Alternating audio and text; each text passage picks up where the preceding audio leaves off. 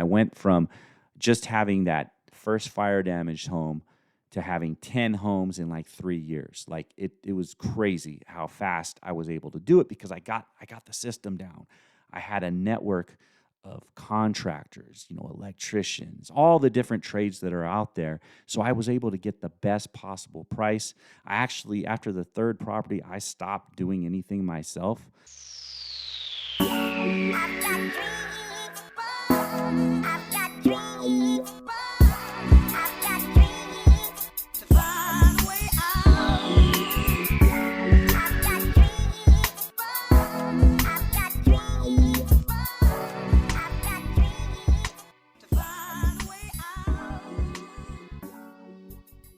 Welcome to the Real Estate Junkie podcast, episode number 1.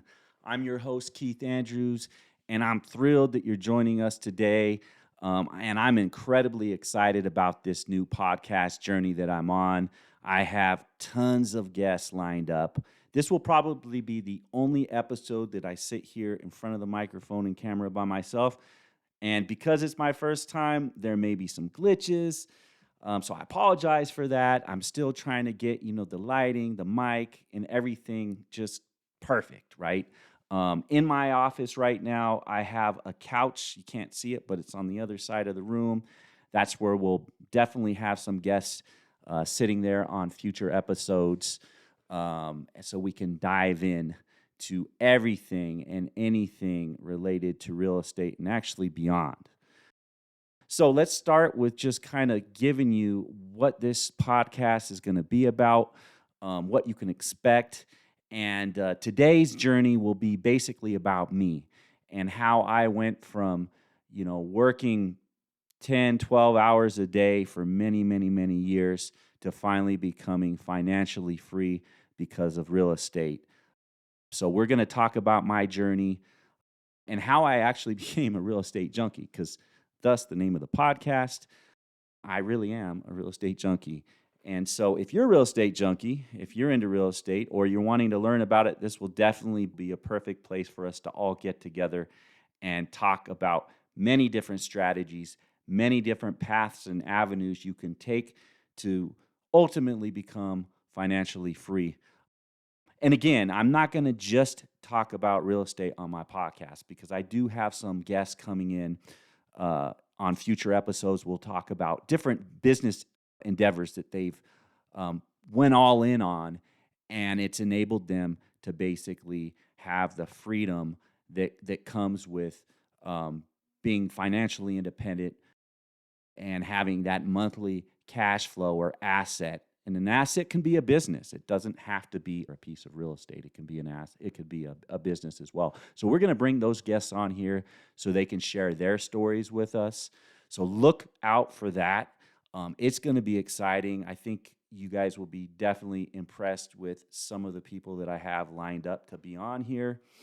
Again, bear with me on this first podcast. It may be a little rough, but, I needed to start it with something, so I thought, what better way to start than to, share my story and how I became the real estate junkie I am and how I was able to get out of the rat race and live off my rental properties. So, first off, I'm 48 years old. I'm married to a beautiful woman named Terry Ann. We've been married now for just over 15 years, and together we have 8 kids. She had kids from a previous marriage. I had kids from a previous marriage. We got together, and we said we weren't going to have any more kids, but we ended up having another kid 11 years ago, and he's actually our youngest that is still in the house. All of our older kids, we both started out in life really young, which I'll kind of go over my side of that story here in a bit. But they're all basically adults now and starting their own lives. We have a couple that are getting married. We have one daughter that's married. We even have kids now that are diving into real estate. And through my mentorship and them learning from me, they're actually starting off much earlier and stronger than I did. So that's going to be awesome to see how that blossoms. And I'll definitely plan on bringing some of my kids actually on this podcast at some point because I think their story is interesting as well, and I think that a lot of the listeners will enjoy hearing how these younger folks, my children, are actually making big waves in the real estate world. So, to start things off, though, let's really go back to the beginning. I grew up with a single mother.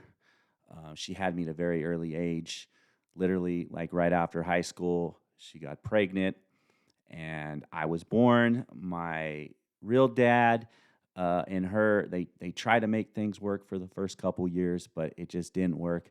And my dad ended up leaving, and it was just my mother and me struggling financially. Lived in lots of different places growing up. She eventually married someone, and though there are many good things I could say about him, he was abusive. So I did suffer through that until I was about 16. Again, we moved around a lot. I think I went to 10 different schools by the time I graduated high school, which I barely graduated high school.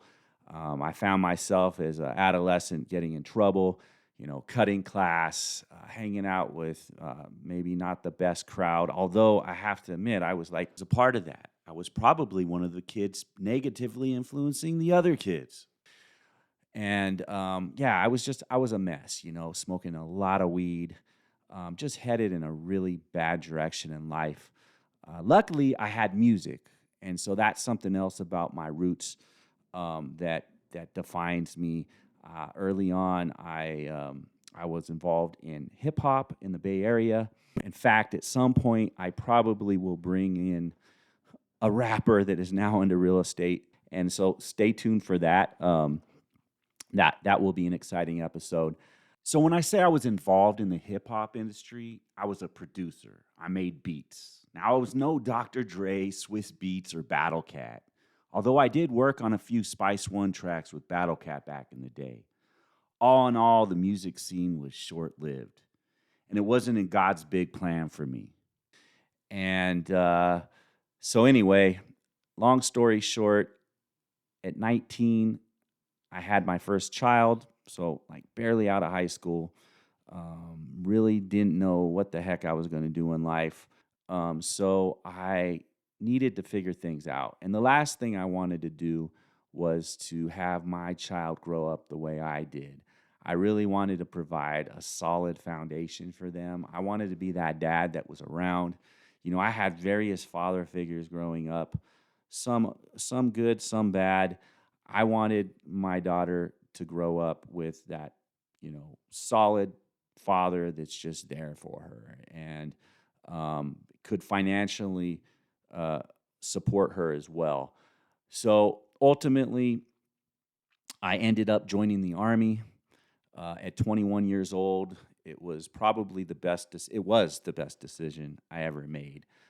I always had a desire to serve, and I also knew that I needed to figure out a way to grow up, honestly, and that's what the Army enabled me to do, was to take the next step in adulthood. And again, it gave me that solid foundation, not to mention the VA loan and the GI benefits, everything else that comes along with that. So it was definitely a real blessing for me. So I could go on and talk about different, Army stories and stuff, but that's not what this podcast is about today. So by the time I was 26, I was a father of three in the Army, and financially things were starting to get tough.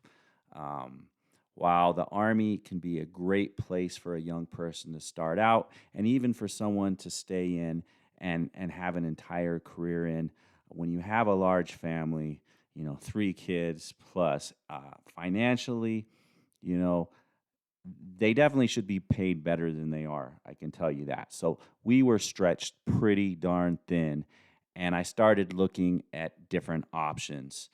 And it just so happens that I went on leave and visited my former stepbrother, which, when I say former stepbrother, it's because His dad had been married to my mom for about 10 years, so we grew up together. We had that brotherly bond, which we still have today. So, um, I mean, you couldn't tell either of us that we're not blood brothers today.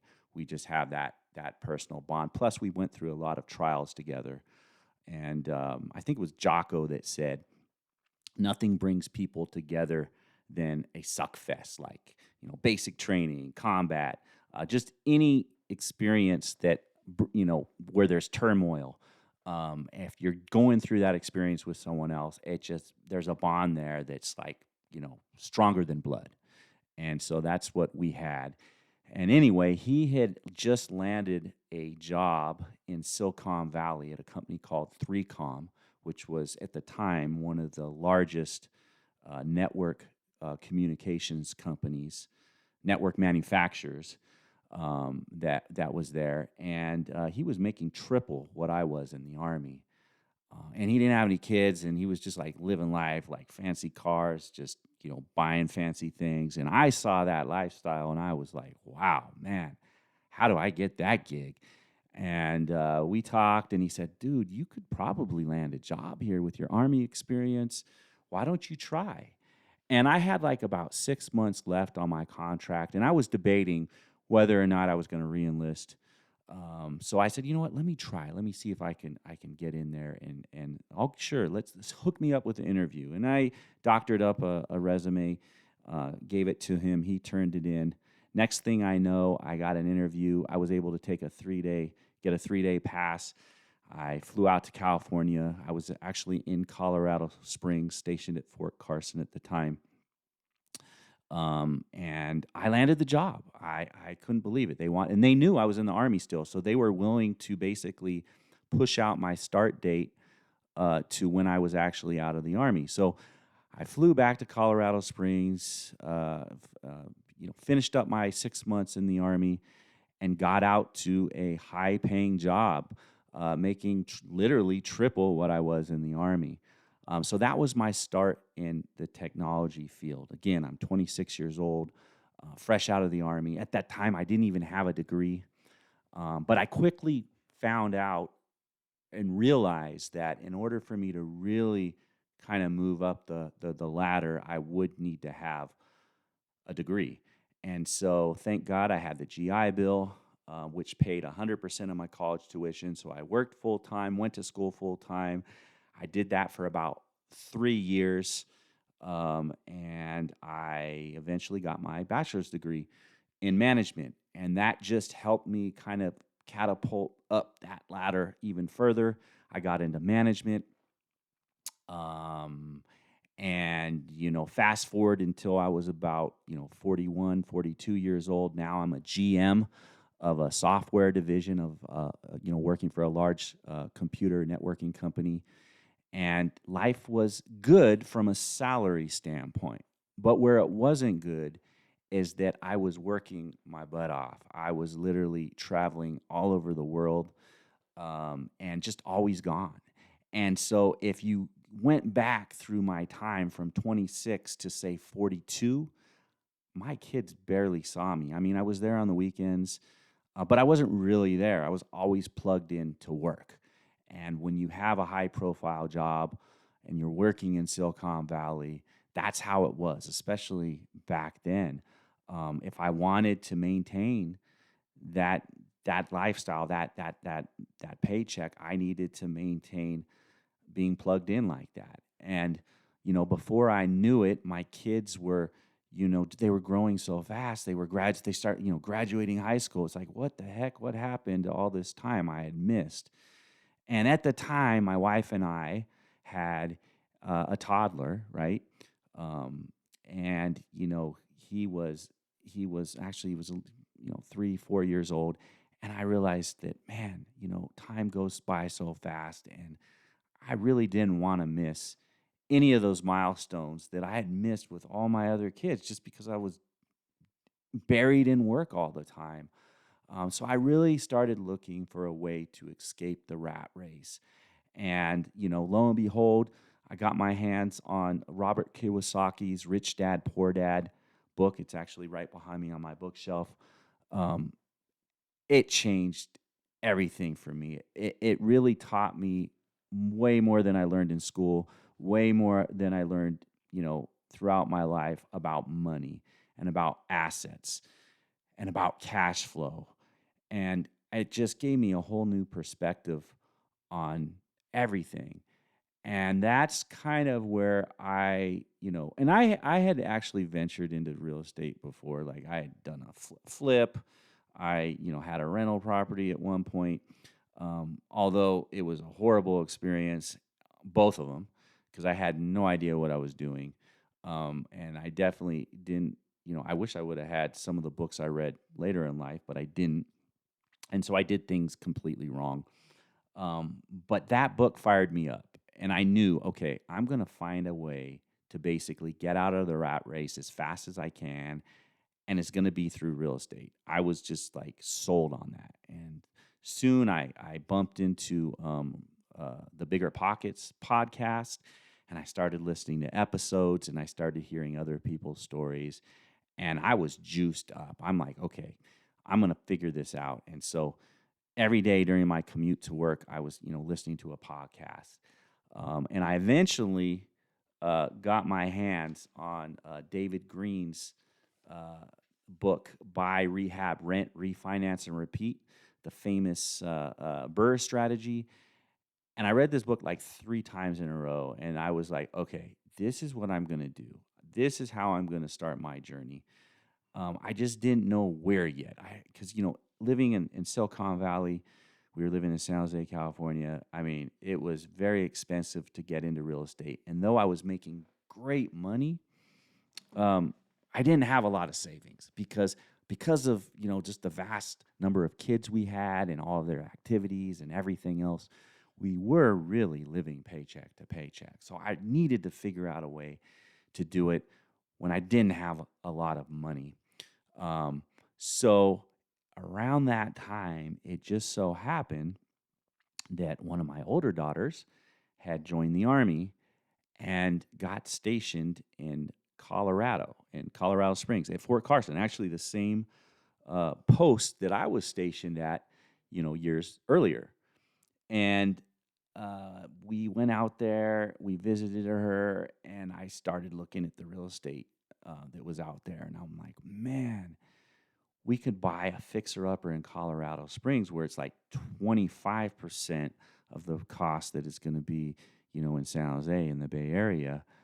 So I started just looking at Zillow, Realtor.com, Redfin every single day and just like searching the market for a fixer-upper.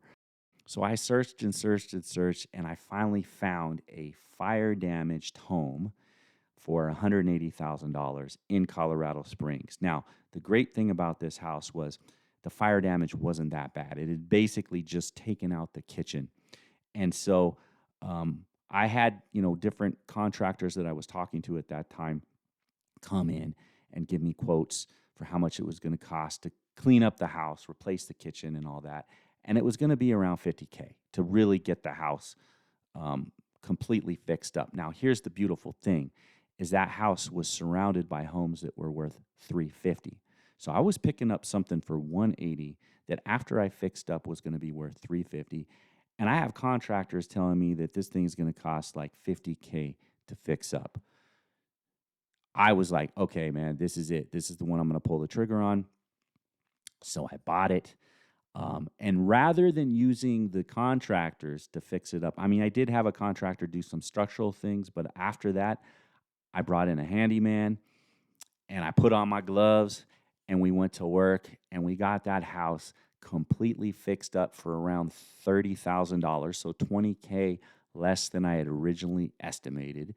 I stuck a renter in that house. It was cash flowing from day one. Yeah, I was out that like $30K that I had put into it and my original down payment, but it was cash flowing. And so now I just needed to wait for that house to season. And you'll find that if you're new to real estate investing, the BRRRR strategy, whenever part of the BRRRR strategy, and we're not gonna dive into what BRRRR is right now. If you don't know, I will have a future episode where that's all we'll talk about. But basically, in a nutshell, the way BRRRR works is you buy below market. So you buy a house that you can add value to. It may be a fire damaged one like I did, or it may be a house that has a unfinished basement that you could add a couple extra bedrooms, a bathroom. It may just be a house that's just a mess that you need to clean up and update. So after you rehab it, you rent it out, and then you refinance it and do a cash out refinance so you can get 100% of the money that you put in. That would include your original down payment and any repair costs that went into it. So basically what happens is you get all the money back after you do the cash out refinance, and at the same time you have a renter that's in there that's paying that mortgage plus some. So now you should be, hopefully, cash flowing on that property. So someone else is now paying down that mortgage for you. And then you have that money in your hand that you can go and repeat the process again, go find another house to fix up. And that's exactly what I did.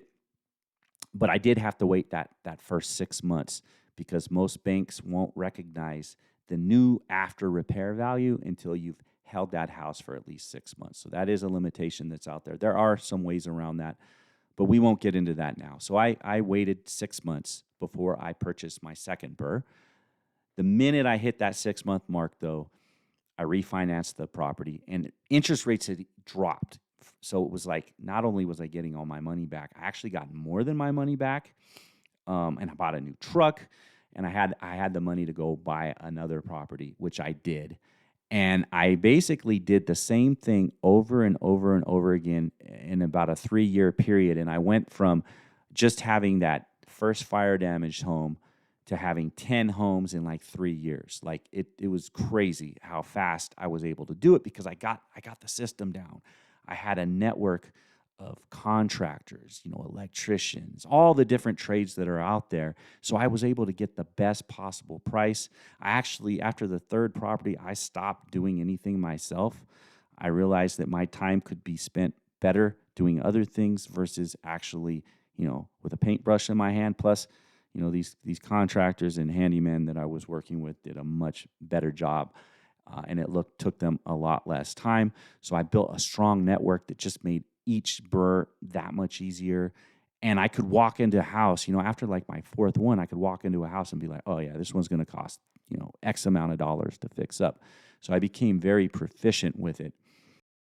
And once I got to that 10 house mark, my cash flow at that time was about $6,500 a month. Now, here's the thing about rental income.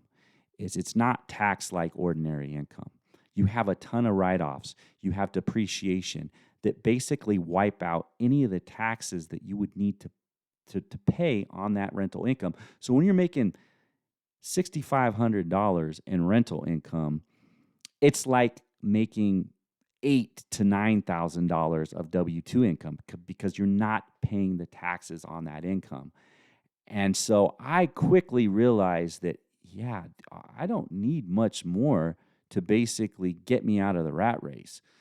So over the next couple years, I went on and grabbed bigger projects and bigger homes. And so today, again, fast forward to where I am today, we have 12 rental properties, and we are invested in several apartment complexes in Texas with a bunch of other investors.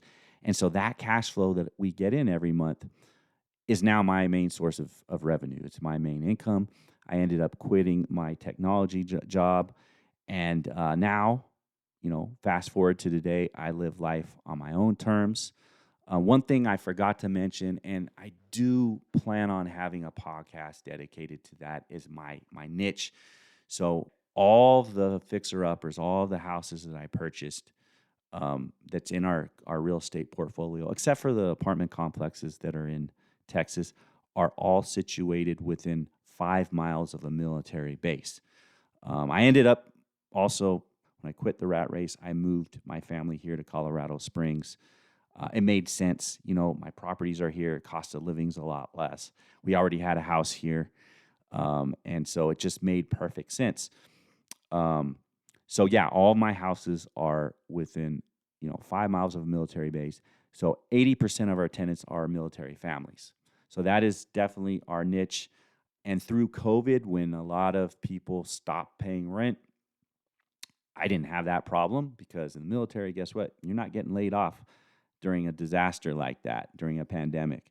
And I've found that military families, military, even single military service members that rent from you, they generally leave the house in better condition than you give it to them in.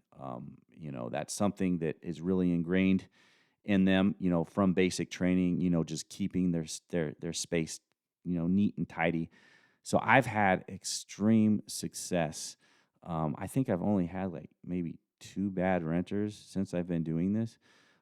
It's just gone really well, and the value of the homes have gone up over time. The rents, that's the other thing, is rents go up every year. Now, I'm not a slumlord, so if you're living in my house and you're especially, you're a military family, you're living in my house, I'm not going to raise the rent on you because I know you're only going to stay there 2, 3, maybe 4 years. And then someone else is going to come along. And that's the time I jack up the rent to the top of the market. Um, so that's how I do things. It makes the tenant happy, keeps the tenant happy, and I have that to look forward to. Every 3 to 4 years, I know that I'm going to get a massive increase in rent and dramatically increase my cash flow. My goal when I go in on something like now, if I'm looking to purchase something, my minimum is $500 a month. So, and again, I'm never going to leave my money in there too. I'm always going to move it to the next property. So if I'm doing a BRRRR, I want to make sure that after everything's said and done, and I'm at that refinance, that cash out refinance part, I'm making at least $500 a month cash flow.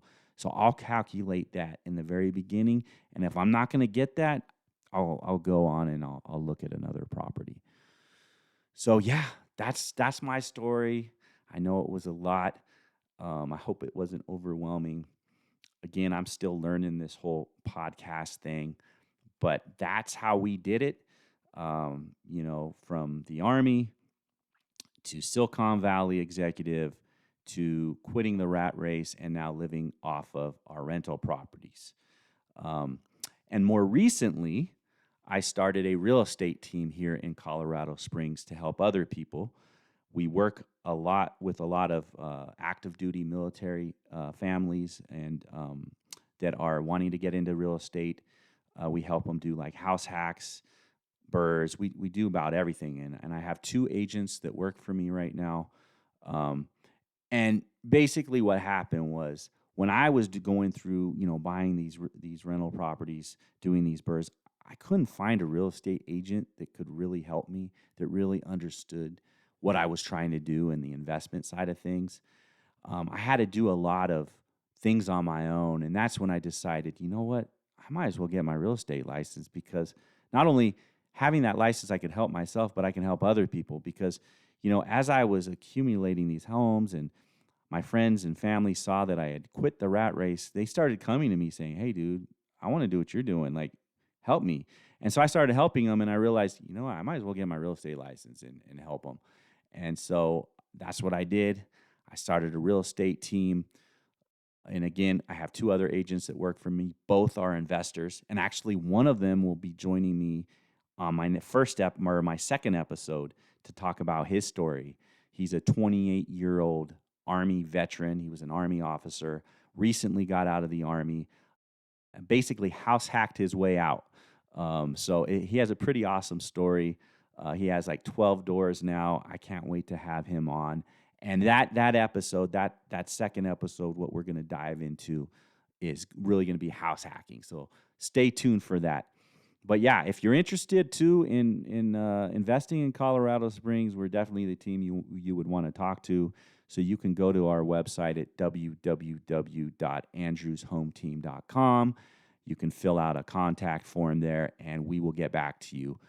We love helping other people get started or build their portfolio out. And we have a lot of expertise, a lot of contacts on our team.